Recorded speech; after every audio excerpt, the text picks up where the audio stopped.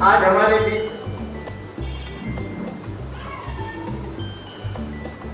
प्राध्यापक महेंद्र राव सर है, जो कि कांशीराम विजयपुर बहुजन नायक के नागपुर के संपादक रह चुके हैं और उनका भालेकर सर से बहुत ही नजदीकी रिश्ता था।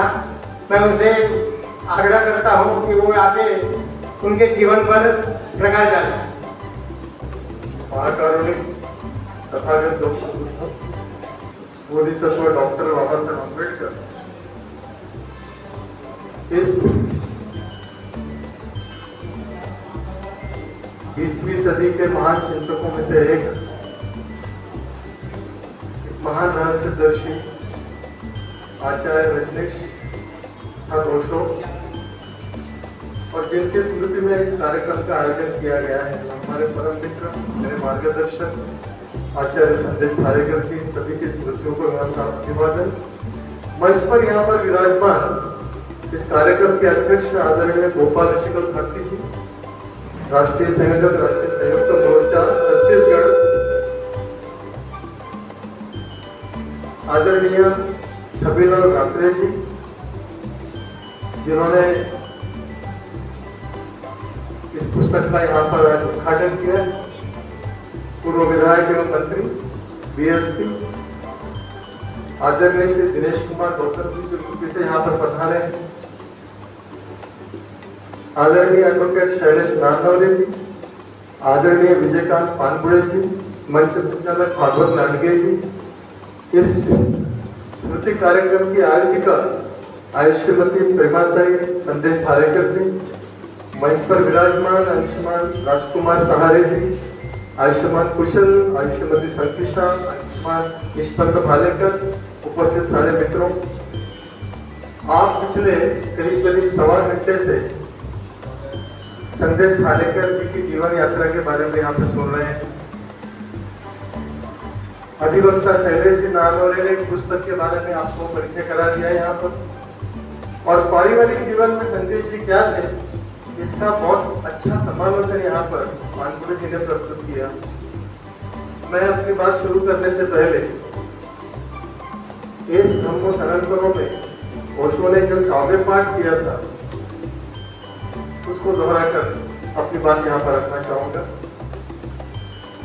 जब जब धूप के टुकड़े होते जड़ जड़ता के पापों से, धुएं ने धरती जमीन, जब जब भू के टुकड़े होते जड़ जड़ता के पापों से, जब जब भू के टुकड़े होते जड़ जड़ता के पापों से, जब जब जब जब मैं शायद भूल भी रहा हूं उसको,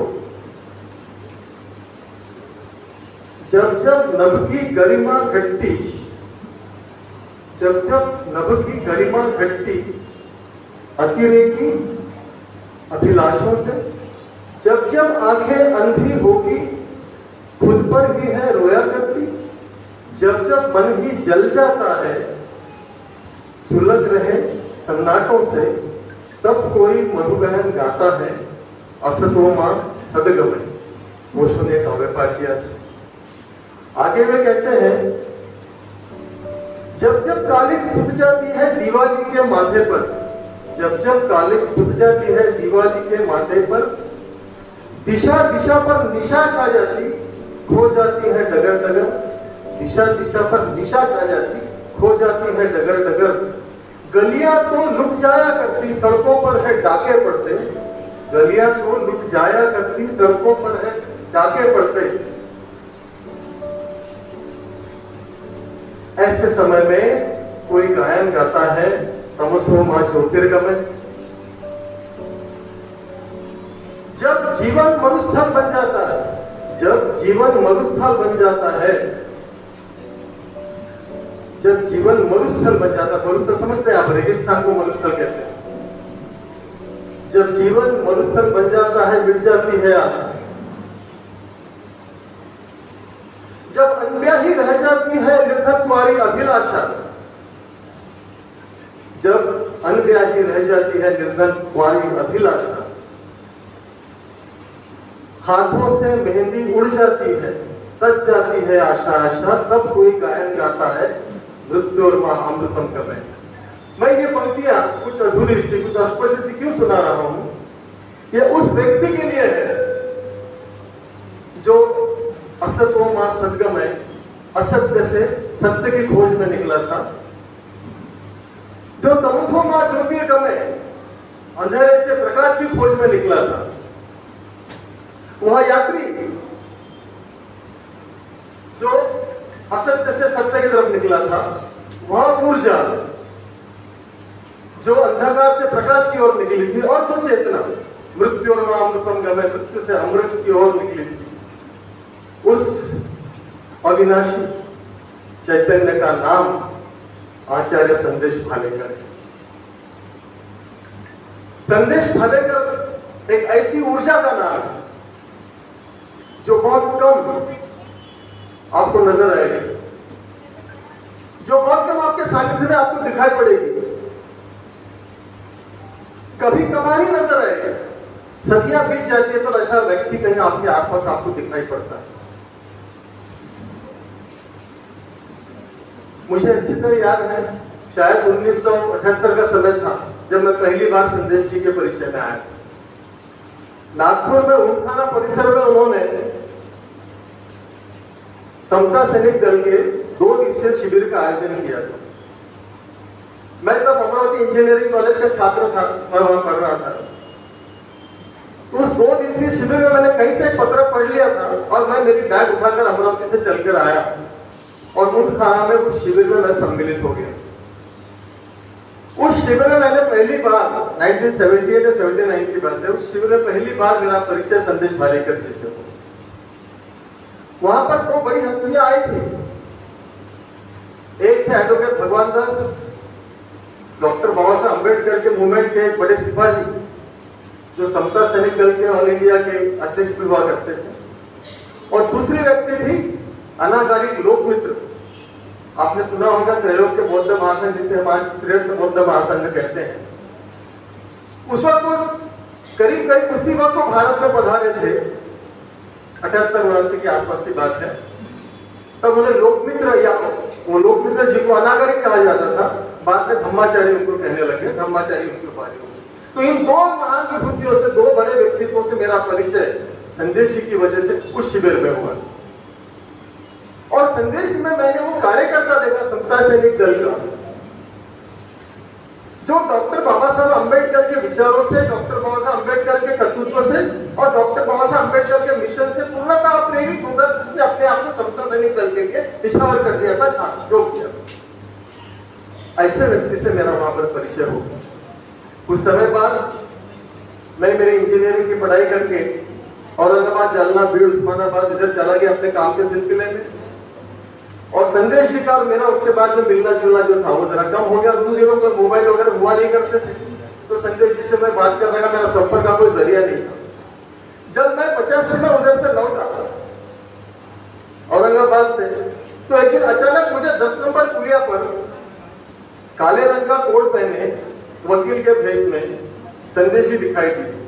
मैं भी 10 नंबर पुलिया के पेट्रोल पंप पर पेट्रोल भर रहा था अपनी गाड़ी में, वो मुझे दिखाई दी। मैं रुक गया और उनको मैंने जय भीम कहा और कहा, सर आपने मुझे पहचाने क्या? उनकी स्मृति बहुत अच्छी थी, उन्होंने मुझे पहचान लिया। मैंने कहा मैं ऊंटखाना के आपके शिविर में आया था, तब आपसे परिचय हुआ था, 3 दिन हम साथ में रहे। उन्होंने मुझे पहचान लिया। उसके बाद फिर मिलना जुलना होते रहा। जहां जहां संदेश जी की सभाएं होती, जहां जहां बोलने जाते थे, चाहे जयंती का कार्यक्रम हो, डॉक्टर बाबा साहब अम्बेडकर जयंती का कार्यक्रम हो, बुद्ध जयंती का कार्यक्रम हो, किसी हॉल में फंक्शन हो, किसी स्कूल का कार्यक्रम हो, जहां भी मुझे मौका मिलता है संदेश जी को सुनने जाता। अभी अपने आपने वक्ता से सुना होगा कि वो ऐसे तोप थे जो मन से गरजती थी, वाकई उसी प्रकार के थे। तो मैं उनको सुनने जाता था, मैं उनका बड़ा फैन हो गया था उस काल में। कालांतर में वे ओशो से जुड़े और ओशो से जुड़ने के बाद उन्होंने ओशो की हयात में ही, ओशो के रहते हुए शायद मुझे लगता है 87 के आसपास, 1987 के आसपास में ओशो से जुड़े थे। और ओशो के रहते हुए उन्होंने ओशो की जो एक पुस्तक थी, जीवन ही है प्रभु और ना खोजना कहीं, उस पुस्तक के लिए उन्होंने प्रस्तावना लिखी थी और उस प्रस्तावना के जो आखिरी वाक्य उन्होंने रचे थे वो आपको मैं सुनाना चाहूंगा। बड़ी सुंदर वाक्य थे उनके। वे कहते हैं, ओशो किसी देवता की बात नहीं करते, फिर परंपरागत ईश्वरवाद का खंडन करने वाले ओशो स्वयं मनुष्य को इतनी सहजता के साथ किसी ईश्वरीय स्थिति में ले जाने का मार्ग प्रशस्त करते हैं। किस ईश्वर या प्रभु की वे तलाश करते हैं, आप स्वयं इसमें देखें। वह रेशमी घूंघट मैं अपने ही हाथों से उठाकर आपका आनंद छीनना नहीं चाहूंगा। सूरज की किरणें सप्त रंगों से परिपूर्ण होती है।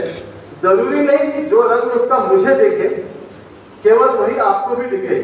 यह प्रत्येक का निजी मामला है कि वह ओशो के वचनों से क्या बोध लेता है।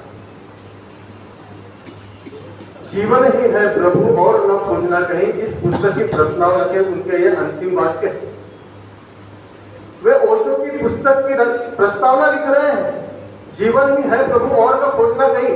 शीर्षक ही बता रहा है कि प्रभु जो है वो जीवन ही है, इसको और कहीं खोजने नहीं जाना है। कोई और कहीं बैठा हुआ छुपा हुआ ईश्वर नहीं है, उसकी प्रस्तावना में भी लिखी। संदेश जी बड़े प्यारे शब्द लिख रहे हैं कि सूरज की किरणें सप्त रंगों से परिपूर्ण होती है। जरूरी नहीं कि जो रंग है उसका मुझे दिखता, केवल वही आपको भी दिखे। आपकी स्वतंत्रता को कायम रखते हुए उन्होंने इस बात को कहा है। कोई उन्होंने उस पुस्तक की बहुत प्रशंसा करके आपको मजबूर नहीं किया है, आपको कन्विंस नहीं किया कि आप इसको पढ़ो। आप पर छोड़ दिया है, आप क्या सोचते हैं ओशो के बारे में। वो कह रहे हैं ये प्रत्येक का निजी मामला है कि वो ओशो के वचनों से क्या बोल लेता है। इतनी स्वतंत्रता वो अपने चाहने वालों को भी देते। यह बात मैं इसलिए कह रहा हूं कि उनके निजी जीवन में भी अभी आपने पानपुरे साहब ने जो कहा वो बात आप देख चुके हैं और मैंने भी इस बात को समय समय पर अनुभव किया है। इसके बाद वे कांशीराम जी से जुड़े। मैं साप्ताहिक भोजन नायक का कार्यकारी संपादक बना। उसके काफी पहले हम लोग कांशीराम साहब के साथ जुड़ गए थे। मैं 1981 में डीएस बोर्ड से जुड़ गया था जब मैं कॉलेज में पढ़ रहा था। बाद में संदेश जी भी कांशीराम जी से जुड़े। हम जहां जहां जाते थे, या हमारे मित्र सुरेश मुंजी बैठे हुए हैं, ये साक्षी हैं। हम दिल्ली जाते थे या लखनऊ जाते थे या कानपुर जाते थे या मुंबई जाते थे या औरंगाबाद जाते थे या पुणे जाते थे, कांशीराम साहब को कवर करने के लिए संदेश जी उन सभी कार्यक्रमों में वक्ता करके उपस्थित रहते थे। कांशीराम जी की उपस्थिति में उन्होंने मंच से कई बार सहारा है मनुवाद के खिलाफ जोर शोर से अपनी बातों को रखा है, अपनी भूमिकाओं को रखा है।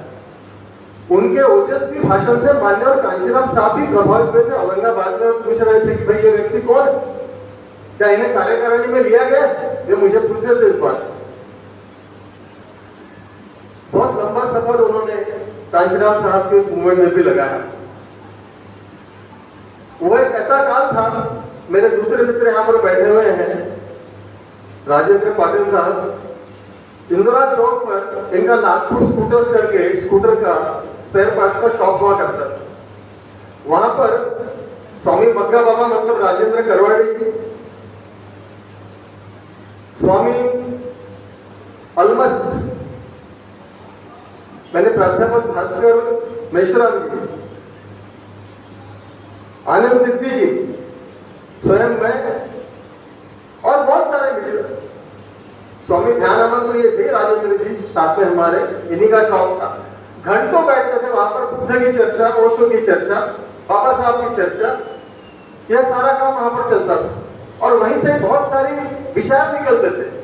उन्हीं विचारों के तहत स्वामी बग्गा बाबा इनकी प्रेरणा से इन्हें आगे बढ़ करके हमने वाड़ी में एक बहुत बड़ा ओशो का शिविर लगा था जिसमें करीब करीब 350 सन्यासियों ने शिरकत की। यह आदमी जो मंचों से दहाड़ता था मनुवाद के खिलाफ, ओशो के शिविरों में इसे ध्यान मग्न होकर नाचते हुए देखना एक अलग ही अनुभव होता। यह बड़ा विचित्र आदमी था। मंच पर कुछ और होता था, यह अलग ही ऊर्जा हो जाती थी, व्यक्ति अलग हो जाता था। और ओशो के आश्रम में एक ध्यानी सन्यासी हो जाता। मित्रों के साथ ऐसा हंसता खिलखिलाता था जैसे एक छोटा सा बच्चा हो। अपनी बात किसी पर थोपेगा नहीं, स्पष्टवादिता के साथ अपनी बात रखेगा।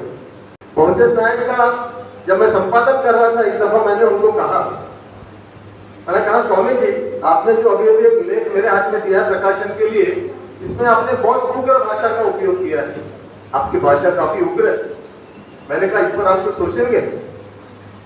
उन्होंने मुझे कहा देखिए आप संपादक हैं, मैंने जो आपको परोसना था परोस दिया, उसमें से आपको क्या खाना है वो आप खाइए, और जो आप नहीं खा सकते उसे बाजू में डालिए। जो आपको रखना है वो रखिए, और जो आप नहीं रख सकते हैं उसे काट डालिए। उन्होंने समझौता नहीं किया अपने लेख के साथ, ये नहीं कहा कि दीजिए मैं बदल देता हूं, नहीं, उन्होंने समझौता नहीं किया अपने आर्टिकल के साथ, अपने लेख के साथ, लेकिन मेरी स्वतंत्रता को उन्होंने बरकरार रखा। अपनी स्वतंत्रता कायम रखते हुए, अपनी स्वतंत्रता का के साथ कोई भी समझौता न करते हुए मेरी स्वतंत्रता का भी सम्मान उन्होंने किया। यह कहकर के संपादक आप हैं, आप उसमें देखिए क्या आप कर सकते हैं, उस प्रकार से उसको छाप दीजिए। इतनी स्पष्टवादिता उसमें थी, अगले व्यक्ति का मन ना दुखे, इसकी वो हमेशा बहुत, इसके लिए हमेशा सोचा करते थे। इस प्रकार का व्यक्तित्व। उनकी पहली पुस्तक जब आई, डॉक्टर अंबेडकर और ओशो, काफी चर्चा हुई इस पुस्तक की, विशेषतः अंबेडकर की टीम में, अंबेडकरवादी लोगों के बीच इस पुस्तक की काफी चर्चा हुई। बहुत लोगों ने उस पुस्तक को सराहा, बहुत लोगों ने उसकी आलोचना दी, बहुत लोगों ने उसकी प्रशंसा की, और बहुत लोगों ने उसको दुत्कार भी दिया। संदेश जी को जो मिला ओशो के साथ में रहते हुए, वह चाहते थे कि अपने समाज को भी बांटे। डॉक्टर अंबेडकर और ओशो इस पुस्तक के अंदर में विशेष रूप से एक प्रसंग बार बार आपके सामने आएगा कि पुणे करार में महात्मा गांधी और डॉक्टर अंबेडकर के बीच जो समझौता हुआ था, उस समझौते के बारे में जैसी व्याख्या ओशो ने की वैसा कोई नहीं कर पाया। महात्मा गांधी के उपोषण के बावजूद उन्होंने उसको हिंसक करार दिया, और डॉक्टर बाबा साहब अम्बेडकर को उन्होंने अहिंसक कहा, और बहुत सुंदर तुलना उन्होंने की। डॉक्टर बाबा साहब अम्बेडकर के कार्यों की प्रशंसा करते हुए जगह जगह पर ओशो ने डॉक्टर बाबा साहब अम्बेडकर को, उनके कार्य को, उनकी विद्वत्ता को बहुत सारा उन्होंने यहाँ तक कहा कि मैं एक बार डॉक्टर अंबेडकर से मिल चुका हूँ, और मैं आज तक जितने लोगों से मिला हूँ निश्चित रूप से उन सब में ज्यादा बुद्धिमान व्यक्ति ये थे, ये ओशो का कहना है बाबा साहब के बारे में।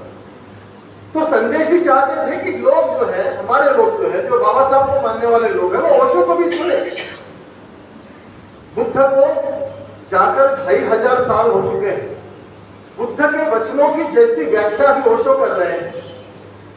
अंबेडकर को जिस फ्रेम ऑफ रेफरेंस में रखकर के ओशो देख रहे हैं, ये विजन लोगों तक भी जाए, ये उनकी दिली इच्छा है।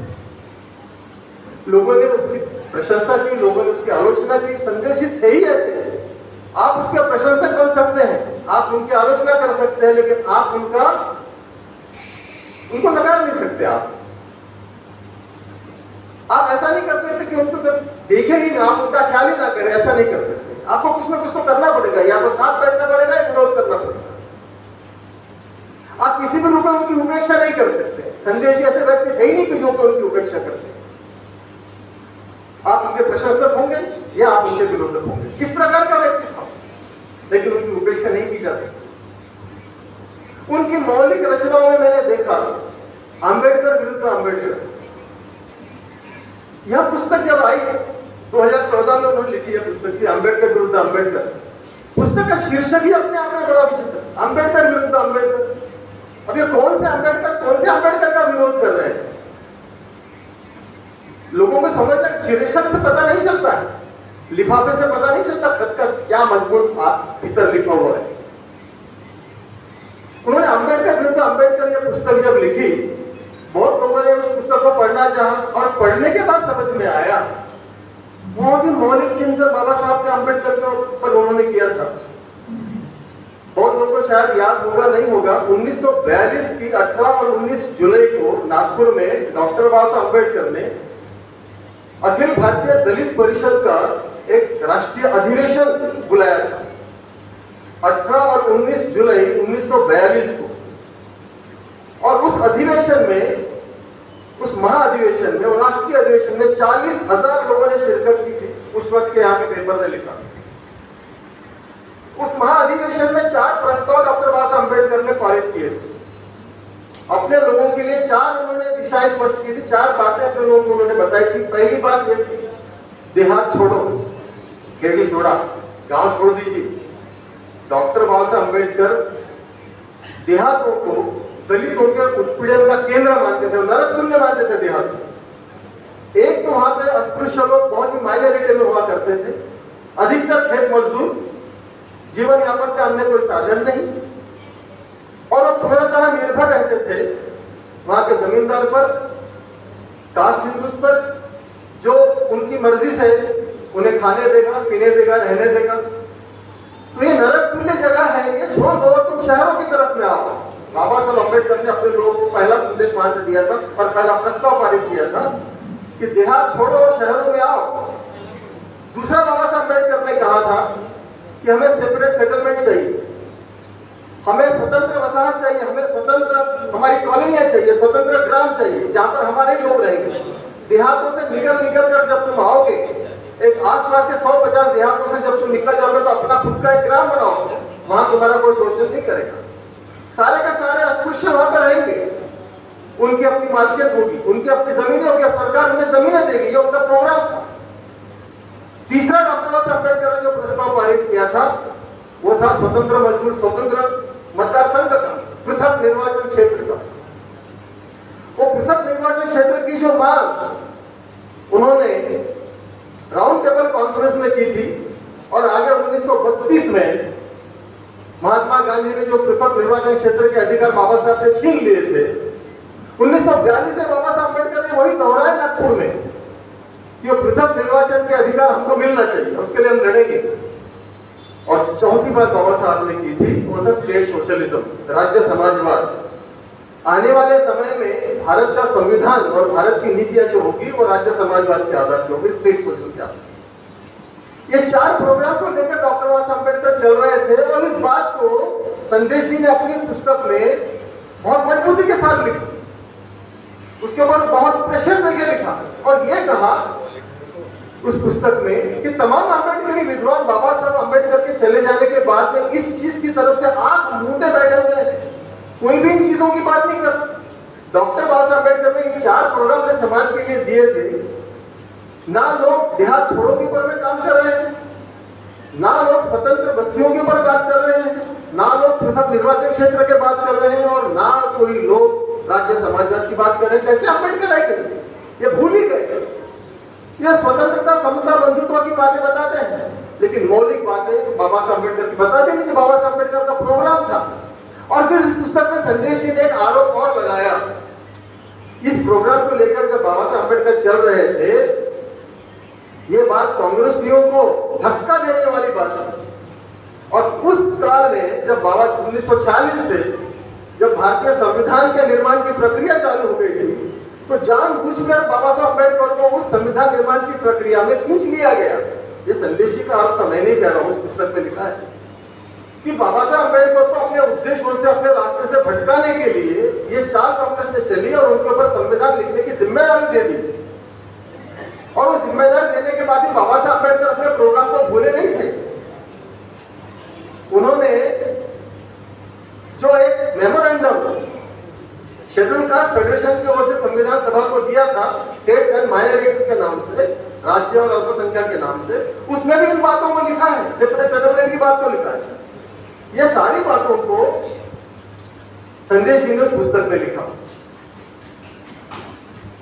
अब सब बातों से सब लोग सहमत हो ये जरूरी नहीं है। इस पुस्तक की भी आलोचना हुई। बड़े अम्बेडकरी विद्वान नागपुर के जो रहे हैं, डॉक्टर भाऊ लोखंडे साहब, उन्होंने इस पुस्तक का विमोचन किया। वहां पर आदरणीय प्रख्यात पत्रकार प्राध्यापक रंजीत मेश्राम साहब, बड़े बड़े लोग सभा में आए हुए थे इस पुस्तक के विमोचन कार्यक्रम के लिए। सभी लोग उनकी सभी बातों से भले ही सहमत ना हो, लेकिन बात में तो दम था। मैंने एक बार उनसे हंसते हंसते कहा था, सर आपकी बातों को माननीय कांशीराम साहब ने यूपी में अम्बेडकर ग्राम बना करके लागू करने की भरसक कोशिश की है, नहीं की। उन्होंने कहा कि एक ही तो आदमी हुआ है। बाबा साहब के जाने के बाद तमाम अम्बेडकर अपने आप को कहने लगे महाराष्ट्र के सारे बिखर गए, यहाँ वहां भाग गए। वो एक ही तो आदमी था, वो एक ही तो महापुरुष था। क्योंकि उस पुस्तक के अंतिम परिच्छेद में भी उन्होंने कहा है कि डॉक्टर बाबा साहब अम्बेडकर के भी सपनों को चकनाचूर कर दिया, और उन्होंने एक वाक्य और लिखा कि मान्यवर कांशीराम साहब के भी सपनों को उनके हयात में ही रहते ही चूर चूर कर दिया। उन्होंने आरोप लगाया। कांशीराम साहब 2003 में मस्तिष्काघात होगा, 2006 में वे चल बसे, 2014 में ये पुस्तक आई, तब उन्होंने ये वाक्य लिखा कि मान्यवर महापुरुष, उन्होंने कहा महापुरुष कहा उन्होंने मान्यवर कांशीराम साहब को, संदेश जी ने, और कहा कि उनके भी सपनों को चकनाचूर। तो ये अद्वितीय आदमी था। ये मौलिक रचना उन्होंने की थी, 300 पन्ने की ये बुक बहुत अपने आप में आती।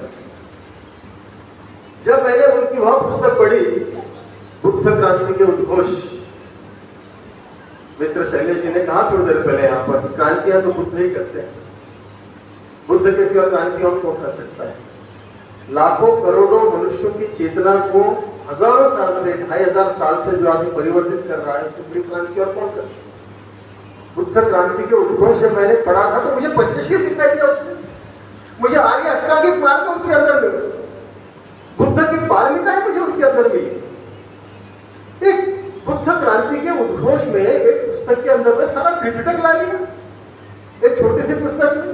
एक स्तंभ सनंदनों के 6 वॉल्यूम्स थे पहले, उसके बाद उसके छोटे करके 12 वॉल्यूम्स कर दिए गए। 12 खंड मेरे पास में। संदेश जी के पास तो बहुत बड़ी लाइब्रेरी थी, उसकी तुलना में मेरी लाइब्रेरी आधी भी नहीं। लेकिन पूरा निचोड़ वे चाहते ही थे कि ये जो समाज है, जो दलित समाज है, ये बाबा साहब अम्बेडकर को मानने वाला समाज है, 56 के बाद बौद्ध वाला समाज है, ये ओशो को पढ़े, ओशो को जाने, एक नई दृष्टि इसको मिले इस समाज को। ये आज भीतर उनके अंदर में एक जबरदस्त उत्कंठा सी इच्छा उनके अंदर में थी, और इसलिए उन्होंने वो उस पुस्तक की भी रचना की। और अब जिस पुस्तक के बारे में चर्चा करने वाले हैं, उसके पहले मैं थोड़े से शब्दों में आपको बता दूं, वो अद्वितीय काम किया करते थे। दूसरा, वो समझना उसके लिए बहुत कठिन हुआ करता था। अपने निवास का नाम उन्होंने रिंझाई रखा था, है ना। बहुत लोग लिखते, मातुश्री लिख देता है, कोई उज्जवल लिख देता है, कोई अपने माँ बाप का नाम चढ़ा देता है, कोई कुछ और लिख देता है। संदेश जी ने अपने घर का नाम रखा था रिंझाई। मैं भी पेशो पेशे पढ़ गया था, पुस्तक में भी कभी कभी पते में रिंझाई लिखा था। जानने की कोशिश की मैंने रिंझाई क्या। शायद ओशो प्रेमी यहाँ बैठे हैं, कुछ लोग जानते कि कोई ज़ेन मास्टर हुआ करते थे जापान के रिंझाई, उनके नाम पर शायद उन्होंने रखते थे। सिंपल बात नहीं है, रिंझाई नाम का कोई आदमी नहीं हुआ है। एक लिंजी लिंजी यूशियान नाम का एक बहुत बड़ा रहस्य दर्शी 9वीं शताब्दी में चाइना में हुआ है, चीन में हुआ है। लिंजी यीशुआन नाम का व्यक्ति महायानी बौद्ध भिक्षु था। उसने उस काल में ध्यान की एक विधि का खोज किया। ये ध्यान की विधि क्या थी? ये हिटिंग एंड शाउटिंग वाली विधि।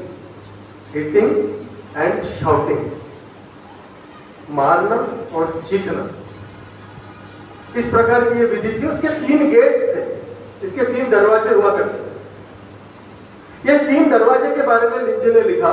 पहला दरवाजा उसका था mystery of the essence, English में है मिस्ट्री ऑफ द एसेंस, सार तत्व का रहस्य, सार तत्व का रहस्य। दूसरा गेट था मिस्ट्री ऑफ द वर्ड, शब्दों का रहस्य। और तीसरा था दरवाजा मिस्ट्री ऑफ द मिस्ट्री, रहस्य का रहस्य। लिंजी ने अपने शोध में ये 3 गेट्स बनाए थे, ये 3 द्वार बनाए थे। समाज जी के 70 द्वार को लॉर्ड्स के लिए लिखे थे रशिया। लिंजी ने ये 3 द्वार बनाए थे। ये 3 द्वार कौन से थे? रहस्य, रहस्यों का रहस्य तीसरा द्वार, शब्दों का रहस्य दूसरा द्वार, और सार का रहस्य पहला द्वार। सार, मैंने जब गहराई से खोज की तो ये सार शब्द जो आता है, ये हमारा सारा जो जीवन है, हमारे सारे जीवन की आपाधा भी है। हम जो कुछ भी कर रहे हैं, जो कुछ भौतिक क्रियाएं सारी हो रही है, ये संसार, ये सार के साथ में जुड़ा पहला के। दूसरा जो रहस्य है शब्दों का रहस्य। शब्दों का मतलब बोल रहा हूं ये शब्द नहीं है, आप जब खामोश भी होते हैं तो आपका मन कंटिन्यूस शब्द ही चलाते रहता है, मन के अंदर भी शब्दों का ही जाल चलते रहता है। आप जो सोचते हैं वो शब्दों में ही सोचते हैं। तो मन सेकंड गेट जो था लिंजी का वो इस प्रकार का था, और तीसरा जो था इसके पार रहस्य का भी रहस्य। और इस वक्त साधक जब बैठता है सुखासन में बैठ करके, जब इन तीनों रहस्यों के बारे में वो ध्यान करता है, तब गुरु आकर के एक चीख के साथ में उसके सर पे स्ट्राइक करता है, चोट करता है, और वह क्षण होता है उपलब्ध करना का। एक महायानी फकीर, एक महायानी साधु लिंजी युवांग ने इस ध्यान पद्धति को खोजा था, और 12वीं शताब्दी में यह ध्यान पद्धति जब चाइना से होकर जापान गई, जापान के बौद्ध भिक्षु ने जब इस पद्धति को अपनाया तो लिंजी का नाम जापान में बदलकर रेंझाई हो। लिंजी का नाम चाइना में जिसे लिंजी कहा जाता था, उस बौद्ध भिक्षु का नाम रेंझाई हो गया जापान में 300 साल के बाद में। 9वीं शताब्दी में लिंजी हुआ था चाइना में, और 12वीं शताब्दी में ध्यान की विधि गई थी जापान में। ये बात जानकर मैं हैरान हो गया, उन्होंने कहां से ढूंढ के लाया रेंझाई शब्द को। कितना पढ़ते थे वो, कितना अध्ययन था उनका। अपने घर का नाम खाम का यूं ही नहीं रखते कि शब्द बड़ा प्यारा है, ध्यान के साथ में जुड़ा है, महायानी बौद्ध संप्रदाय के भिक्षु के साथ में जुड़ा हुआ है। बड़ा विचित्र इस प्रकार का व्यक्तित्व है। क्या करते थे समझ में नहीं आता था। अपने आप में एक, जैसे बौद्ध धर्म के बारे में कहा जाता है कि वो चाइना क्यों गया पता नहीं चला आज तक, संदेशी कब क्या करेंगे बोध नहीं होता, कुछ अलग ही हटकर करते थे। जिस पुस्तक के बारे में आज हम चर्चा कर रहे हैं, थोड़ा उसके ऊपर मैं अपनी बात कहना चाहूंगा। इस पुस्तक में उन्होंने रहस्यों की बात की। द धम्मपद जो ओशो है, ओरेगोन में शायद द धम्मपद की रचना हुई है। ओरेगोन सिटी में माय डियर बोधिसत्वास, 500 बोधिसत्वों के बीच उन्होंने दिए गए ये प्रवचन है, जिसका संकलन अंग्रेजी में द धम्मपद के नाम से किया। उसके 12 वॉल्यूम्स थे, बड़े बड़े वॉल्यूम, 12 वॉल्यूम्स द धम्मपद के अंग्रेजी में, और 4 वॉल्यूम है द डिसिप्लिन ऑफ ट्रांसेंडेंस। ये बड़े ग्रंथ हैं, द डिसिप्लिन ऑफ ट्रांसेंडेंस। और उसके अलावा और 12-15 और ग्रंथ हैं जिनको खंगाला इन्होंने इस पुस्तक की रचना के लिए, बुद्ध वचनों के अमृत को। अपने आप में धम्मपद के 12 खंडों को खंगालना, द धम्मपद की, और द डिसिप्लिन ऑफ ट्रांसेंडेंस के 4 ग्रंथ, उसके अलावा भी और कुछ ग्रंथ, और उनमें से मोती चुरा चुन कर लाना। कितने गहरे पानी में जाना पड़ा होगा। ओशो का साहित्य बहुत विशाल है, करीब करीब 700 पुस्तकों में लिखा हुआ, करीब करीब। अब इतने सारे पुस्तकों, तो उनके घर पर सारी पुस्तकें संदेश जी के उपलब्ध थी, लेकिन खंगाला, उसके भीतर जाना, गहरे पानी में, गहराई में जाना, समुद्र की गहराई में जाना, इतने विशाल साहित्य सागर की गहराई में जाकर के वहां से मोती चुन कर लाना, और 1001 मोतियों को ला करके उन्हें एक माला में पिरो देना, तब जाकर के बुद्ध वचनों के अमृत का, ओशो का बोला हुआ एक एक शब्द अमृत का कर, ओशो के हर वचन अमृत के कर, उसमें से मैं ढूंढ ढूंढ करके 1001 लेकर आना, और उनको मोतियों की माला बना देना, आपके सामने रख देना। बहुत बड़ी कीमियागिरी। इतनी आसान नहीं है बात, इतना इजी नहीं है ये टास्क। आप और हम नहीं कर सकते, मैं मानता हूं, मैं भी नहीं कर सकता, पढ़ने के बाद भी नहीं कर सकते। और दूसरी बात, इस बात से हम कहीं हमारा बेख्याली ना हो जाए, भूल न जाए। अंग्रेजी में उन्होंने ओशो और बुद्धा पहला लिखा, उन्होंने सारे संकलन जो किया उसके लिए ओशो और बुद्धा लिखा, उसका ट्रांसलेशन भद्रकर नाथघोष ने जो किया है, उनको तो बहुत बहुत साधुवाद देना पड़ेगा। इतनी सुंदर हिंदी में उन्होंने इसका अनुवाद किया है, कहीं भी ऐसा लगता ही नहीं कि हम ओशो के वचनों को नहीं पढ़ रहे हैं। आप पढ़ के देखिए, मैंने ओशो का काफी साहित्य पढ़ा है, कैसे भी सुनिए, काफी सारे।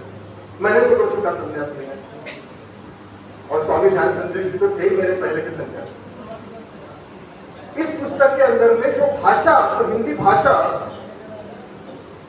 भक्त नागभूष जी ने इतना सुंदर अनुवाद किया है, इतना सुंदर लिखा है, और लिखने वक्त आपको ये नहीं लगेगा कि एक मणि अलग और दूसरा मणि अलग, कंटिन्यूटी मिल जाएगी आपको, धारा मिल जाएगी। कोई भी आप बनाओगे और किसी भी मणि पर आप चले जाइए, इन कणों में से किसी भी कण को पढ़ लीजिए, उसके बाद का दूसरा कण आप पढ़ लीजिए, एक कंटिन्यूटी आपको मिल जाएगी, एक बहुत सुसूत्रता मिल जाएगी, सूत्रबद्धता आपको मिल जाएगी। उनको बहुत बहुत साधुवाद, उन्हें भूलना नहीं पड़ेगा।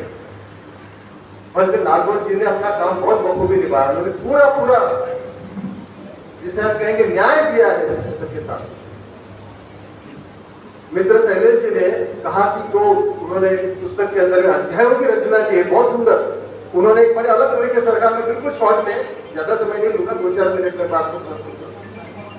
अध्यायों की जो रचना की है इस पुस्तक के अंदर में, पहला अध्याय क्रांति, दूसरा बुद्ध, तीसरा मन, चौथा ध्यान, पांचवा ध्यानोलब्धि, छठवा जागृति, सातवां निर्वाण, आठवां धार्मिकता, नौवां प्रज्ञा और 10वां संन्यास। मैं इसको बुद्ध से जोड़ कर देखता हूं। जब बुद्ध का व्यक्तित्व खड़ा कर दिया आपने इस पुस्तक के अंदर, क्रांति पहला आपने पाठ लिया, पहला अध्याय आपने लिया, क्रांति बुद्धों से प्रारंभ होती है, जैसा थोड़ी देर पहले भैया जी ने कहा, मैंने भी कहा। 600 BC में, ईसा पूर्व 600 में पूरे वर्ल्ड में क्रांति हो रही। पाइथागोरस ग्रीक में पैदा हुआ, कन्फ्यूशियस चाइना में पैदा हुआ, भारत के अंदर में सिद्धार्थ गौतम और वर्धमान महावीर, ये क्रांति घट रही थी सारे विश्व के अंदर। सारे मनुष्य के मन में क्रांति उत्पन्न हो रही, धर्म के बारे में, धार्मिकता के बारे में, कहीं तो भी वो अंकुरित होते जा रहे थे। और जब क्रांति अंकुरित होती है तभी किसी बुद्ध का प्रादुर्भाव होता है। दूसरा चैप्टर पे आ जाते हैं, बुद्ध पर आ जाते हैं। और बुद्ध भी जब बुद्ध बनते हैं तो आपको मालूम है, जब मन के पार चले जाते हैं ना, तो ही बुद्धत्व को उपलब्ध होते हैं। अब बुद्ध जब बुद्ध बने तो कहानी है, मार के साथ में उनका संघर्ष हुआ। मार कोई होती है एक नेगेटिव ऊर्जा, नेगेटिव चेतना जो काम करती है, उसके साथ में बुद्ध का संघर्ष हुआ। मन का ही कर रहा होगा। तीसरा चैप्टर मन पर आते हैं और मन के पार चले जाते हैं। चौथे चैप्टर पे आ जाते हैं ध्यान पर। चौथा चैप्टर जो आता है, बुद्ध सिखा रहे हैं ध्यान, मन के पार जाना सिखा रहे हैं। बुद्ध जो अपनी देशना कर रहे हैं, मन के पार जाना सिखा रहे हैं, ध्यान सिखा रहे हैं। और ध्यान के बाद में तुम आते हो 5वें चैप्टर पर ज्ञानोपलब्धि, ज्ञानोपलब्धि। जब ध्यान करने लग जाओगे सही ढंग से तो ज्ञानोपलब्धि होगी। और ज्ञानोपलब्धि हो गया, करोगे क्या? तो जागृति करनी पड़ेगी, समाज में आना पड़ेगा। संदेश समुद्र लौट आते हैं, कोशो लौट आए आपके हमारे बीच, बहुत बोले, 700 पुस्तकों में संकलित किया गया। ज्ञानोपलब्धि से अगर जागृति होती तो ही ज्ञानोपलब्धि किसी काम की, वरना किस काम? आपकी ज्ञानोपलब्धि आपके सिर्फ आपके लिए होगी तो किस काम के मनुष्य जाति के? कुछ बढ़ना चाहिए आपके पास से, कुछ प्रसाद आपके पास से मिल जाना चाहिए लोगों को। जो अंधेरे में है उनको कुछ प्रकाश की किरणें आपके पास से दिखाई। ज्ञानोपलब्धि, जागृति, और जागृति करने के पश्चात एक समय आता है निर्वाण, शांत हो जाना पड़ता है आपको। और निर्वाण के बाद में फिर छुट्टी नहीं है, एक धार्मिकता पैदा हो, धर्म का बोध पैदा हो जाता है। धर्म में धार्मिकता, रिलीजियसनेस समाज के अंदर में पैदा हो जाता है। मनुष्य की प्रज्ञा विकसित होना चालू हो जाती है, संसार छूटना चालू हो जाता है। भीतर ही भीतर संन्यास प्रस्फुटित होने लगता है, संन्यास आने लगता है। यह बुद्ध का सारा विश्व खड़ा कर दिया है उन्होंने 190 पन्नों में। सारा धम्मपद ले आए, सारा डिसिप्लिन ऑफ ट्रांसेंडेंस लेकर के आ गया। यह व्यक्ति बहुत निराला है, यह साधारण व्यक्ति नहीं था। इतना बड़ा काम 12 अप्रैल 1950 को जन्म और 15 अप्रैल 2021 को हमारे बीच से चले जाना।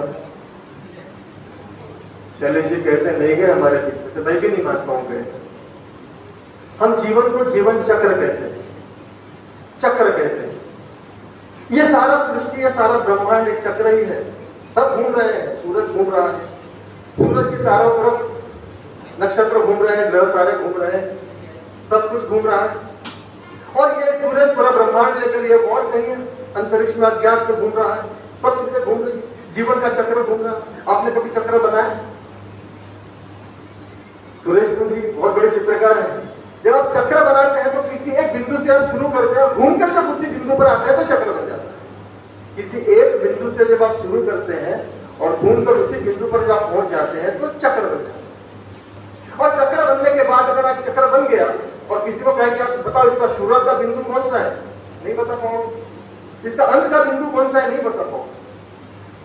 और चक्र जब बनता है तब बनता है जब उसके जन्म का बिंदु और जब उसका जीवन और जब उसका अंत एक जगह पहुंच जाते हैं, जब उसके जन्म का बिंदु और जब उसके अंत का बिंदु एक जगह पहुंच जाते हैं तो चक्र पूरा हो जाता है। उस जगह पर जहां ना जन्म होता है, जहां ना मृत्यु होती है, उस जगह पर जहां ना शुरुआत होता है ना अंत होता है, उस जगह पर जहां ना अट होता है ना इति होती है, जहां ना आदि होता है ना अंत होता है, उस परम स्थिति को जान लेना अपने आप में उपलब्धता है। वो चेतना आज भी हमारे बीच में है, वो कहीं गई नहीं। जन्म और मृत्यु का बिंदु जो है वो एक हो चुका है और एक पुनः नए चक्र की शुरुआत हो, एक फिर से नए चक्र की शुरुआत हम कहेंगे, वो खत्म नहीं हमारे बीच में है। यहीं पे होंगे आपके बीच में बैठे हुए किसी न किसी रूप में। मुझे याद आता है मजनू सुल्तानपुरी का एक गीत, कल हम ना होंगे जब हमारी खाक पे तुम रुकोगे चलते चलते, अश्कों की भीगी चांदनी में एक सदा से सुनोगे चलते चलते, वहीं पर कहीं हम तुमसे मिलेंगे, बनके कली बनके सबा, बागे वफा में रहे ना रहे हम महका करेंगे, बनके कली बनके सबा, बागे वफा में। बहुत बहुत धन्यवाद।